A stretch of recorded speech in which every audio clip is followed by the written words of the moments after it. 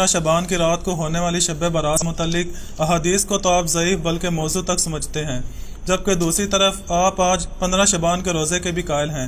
جب 15 شعبان کی رات کی وہ فضیلت ہی ثابت نہیں تو 15 شعبان کا روزہ کہاں سے ثابت ہو گیا؟ وہ یہ دو الگ باتیں ہیں میرے بھائی، ان کو کمپیئر نہ کریں۔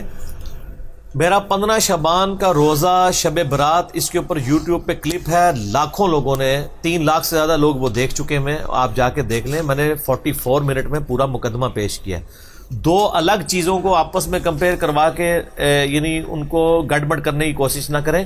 اصل ایشو یہ ہے کہ جو 15 شعبان کا روزہ ہے یہ الگ سے ایک عبادت ہے، اس کا تعلق شب برات کے ساتھ نہیں ہے۔ شب برات والی روایتیں کمزور ہیں، وہ آپ یوٹیوب پہ میرا کلپ دیکھ سکتے ہیں۔ 15 شعبان کا روزہ اس کی الگ سے فضیلت آئی ہے، شب برات کی وجہ سے نہیں، الگ سے۔ اس میں نے بتایا، چلیں اب میں دل جوئی کے لیے، چونکہ اب آج ماحول ہے، آج خود بائی چانس ہی آج 15 شعبان 1440 ہجری ہے، تو میں بتا دیتا ہوں۔ دیکھیں سنن نسائی میں ایک حدیث ہے، نبی علیہ السلام شعبان میں کثرت سے روزے رکھا کرتے تھے۔ تو صحابہ نے پوچھا، یا رسول اللہ صلی اللہ علیہ وسلم، آپ جتنے روزے شعبان میں رکھتے ہیں کسی اور مہینے میں اتنے روزے نہیں رکھتے، اس کی کیا وجہ ہے؟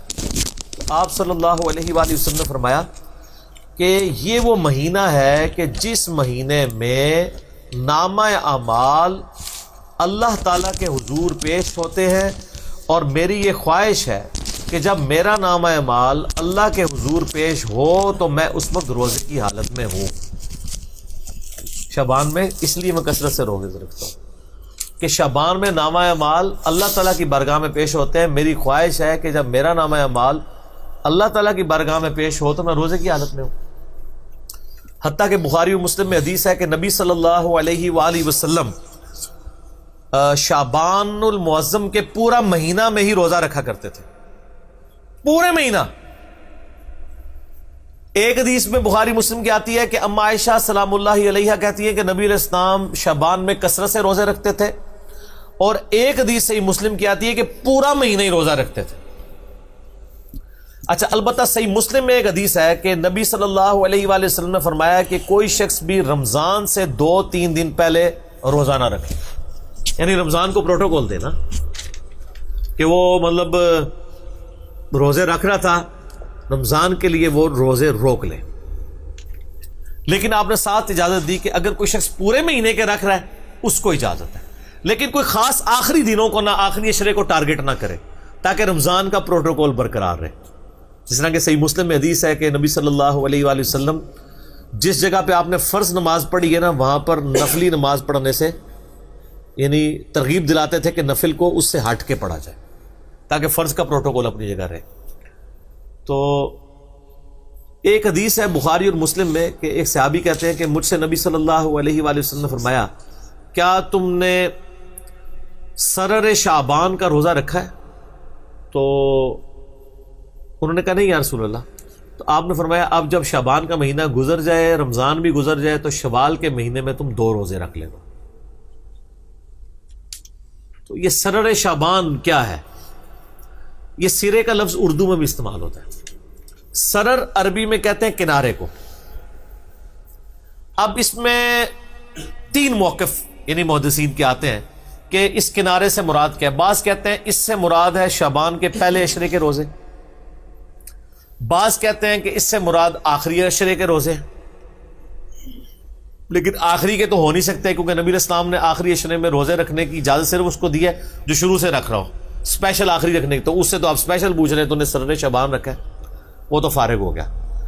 پہلے والا سرا بھی نہیں ہے، اس کی وجہ یہ ہے کہ صحیح مسلم میں ایک حدیث ہے، نبی علیہ السلام نے کیٹاگوریکل فرمایا، کیا تم نے اس مہینے کے سرہ میں روزہ رکھا ہے؟ سرہ عربی میں کہتے ہیں ناف کو، ناف سینٹر میں ہوتی ہے، آلموسٹ سینٹر آف گریوٹی ہوتا ہے بندے کا، وہ نماز میں بھی آتا ہے نا، تحت السرہ فوق السرہ، ناف کے اوپر ناف کے نیچے، تو اس میں الفاظ ہیں سرہ کا روزہ رکھا ہے سینٹر کا۔ تو انہوں نے کہا نہیں یا رسول اللہ۔ تو آپ فرمایا پھر یعنی شوال میں 2 روزے رکھنا۔ تو سرہ جو ہے نا جی وہ 15 ہی بنتی ہے سینٹر میں، اور ویسے عمومی سنت بھی ہے، بخاری و مسلم میں یہ حدیث موجود ہے کہ نبی علیہ السلام فرمایا جو مہینے میں 3 روزے رکھ لے وہ گویا ایسا ہے کہ روزانہ روزہ رکھنے والا ہے۔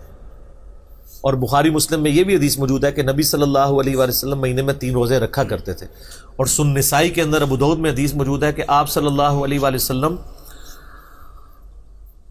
چاند کی 13، 14 اور 15 ہر مہینے کی روزہ رکھا کرتے تھے.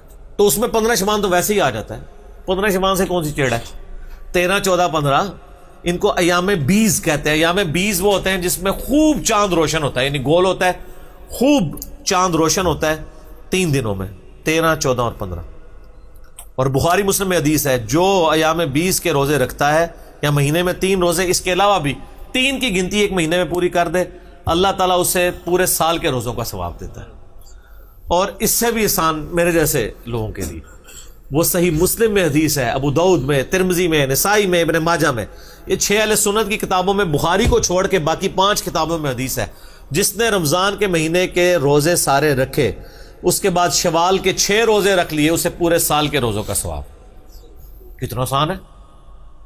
اس میں یہ ضروری نہیں کہ فوراً بعد شروع کرنے ہیں، پورے مہینے میں کسی بھی وقت رکھ لیں، کسی بھی وقت شروع کریں، ٹکڑوں کی فارم میں رکھ لیں، اکٹھے رکھ لیں. ویسے اکٹھے رکھنا ذرا آسان ہو جاتا ہے، رمضان کی روٹین بنی ہوتی ہے، تو میری تو کوشش ہوتی ہے کہ عید کے اگلے دن ہی شروع کر دیں، کیونکہ میدا بھی عادی ہوا ہوتا ہے، اس وقت 6 روزوں کا پتہ نہیں چلتا. آپ تھوڑا سا وقفہ ڈال لینا میدے کو، پھر قابو نہیں آتا. تو یہ 6 روزے رکھ کے پورے سال کے روزے اور پوری زندگی کے روزے ہو گئے، ہر سال رکھتے رہیں. تو یہ اللہ نے آسانیاں رکھی ہیں. صحیح مسلم میں حدیث ہے نبی صلی اللہ علیہ وآلہ وسلم ایک دفعہ فجر کی نماز پڑھ کے، ویسے تو عموماً آپ اشراق کے بعد ہی آتے تھے، ایک دن جلدی آئے اور پھر آپ نے کہیں جانا تھا، چلے گئے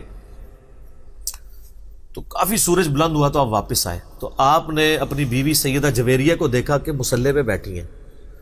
آپ فرمایا تم صبح سے ابھی تک مصلی پہ بیٹھی ذکر اور اذکار کر رہی ہو؟ یا رسول اللہ. آپ فرمایا تم صبح سے بیٹھی ہو نا، اور میں نے ابھی آ کے 4 کلمات 3 دفعہ پڑھے اور تم سے زیادہ ثواب مجھے مل گیا. تو کہ یا رسول اللہ مجھے بھی سکھا دے. آپ فرمایا سبحان اللہ وبحمدہ عدد خلقہ ورضا نفسہ وزنۃ عرشہ ومداد کلماتہ. سبحان اللہ وبحمدہ، یہ تو اکٹھا ہو گیا نا ایک. عدد خلقہ، اس کی یعنی اللہ کی تعریف اس کی جو مخلوق ہے اس کی تعداد کے برابر، ورضا نفسہ اور اس کی رضا کے برابر، وزنۃ عرشہ اور اس کے عرش کے وزن کے برابر، ومداد کلماتہ اور اس کے کلمات کی تعداد کے برابر. سر وہ کلمات کون گن سکتا ہے؟ وہ سورۃ الکہف، سورہ لقمان پڑھ کے دیکھ لیں کہ اگر سارے زمین کے سمندر سیاہی بن جائیں، سارے درخت کلمے بن جائیں اور 7 سمندر اور شامل ہو جائیں، تب بھی اللہ کے کلمات نہیں ختم ہوتے. تو اس میں وہی تو کہا گیا وَمِدَادَ کَلِمَاتِ، اللہ کے کلمات کے برابر. تو یہ 3 دفعہ پڑھنا ہے، ہم نے صبح شام کے اذکار میں ڈالا ہوا ہے، تو آپ کو وہ ثواب مل جائے گا. تو یعنی اس حوالے سے 15 شعبان کا روزہ ہے، اس کو شب رات کا روزے سے نہ اٹیچ کریں، وہ میرا آپ کلپ دیکھ لیں. 15 شعبان کا روزہ، شب برات، تو انشاءاللہ آپ کے سامنے حقائق کھل کے سامنے آ جائیں گے انشاءاللہ تعالی. ٹھیک ہو گیا.